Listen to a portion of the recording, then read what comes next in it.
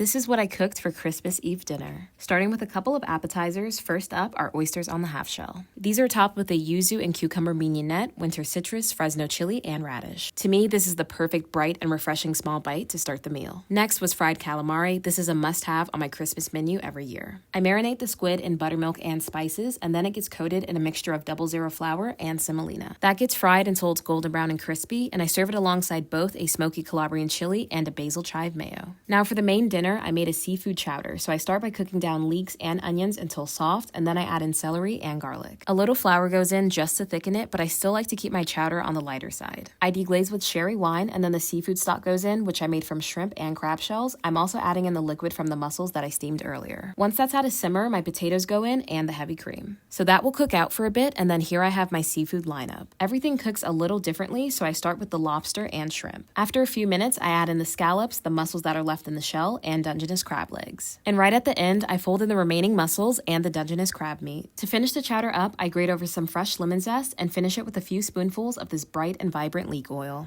And this gets served alongside my laminated sourdough. Next up are the braised lamb shanks, so I give those a really good sear and then cook down shallots, onions, and garlic. Then I toast my whole spices. This includes cinnamon, coriander, cumin, and cloves. My tomato paste goes in, and then I deglaze everything with some beer, and then my dried chilies, tomato puree, and chicken stock go in. And then I let the lamb shanks braise for about 3 hours. Once the meat is beautifully tender and falling off the bone, I puree the braising liquid, shred the lamb, and fold some of that sauce back into the meat. Then I move on to making the masa, so I start with whipped vegetable shortening, and then my masa goes in, some of the lamb braising liquid, and warm chicken stock. Once I'm happy with the consistency, I warm up the banana leaves directly on the stove. My family always uses banana leaves for our tamales. Once they're pliable, I spread on the masa, add a generous portion of the braised lamb, and a spoonful of the sauce. And then I wrap and tie them up like little presents, and then I'll let these steam for a few hours. This was the dish I was most excited about, and it definitely didn't disappoint. And for the salad, I made a roasted poblano Caesar, so I finished that with Parmesan, toasted pumpkin seeds, and then I made these masa fried shallots. For the drinks, I served a winter sangria. This had a cinnamon and clove syrup, and then I also made a fresh pear and rosemary gin cocktail. And for dessert, I made some cannoli. These were filled with the orange zest and vanilla bean ricotta, and then I rolled some in toasted pistachios, and then some were coated in these Italian rainbow cookies that I made earlier. And lastly, my favorite dessert, apple pie. I use a mix of Pink Lady and Honeycrisp apples, and to enhance the flavor, I reduce apple cider until it's thick, and then I fold that back into the apples along with some brown butter. And after baking for about 2 hours, the apples turn super soft and jammy, and the crust is perfectly buttery and flaky. And that was my full Christmas Eve dinner.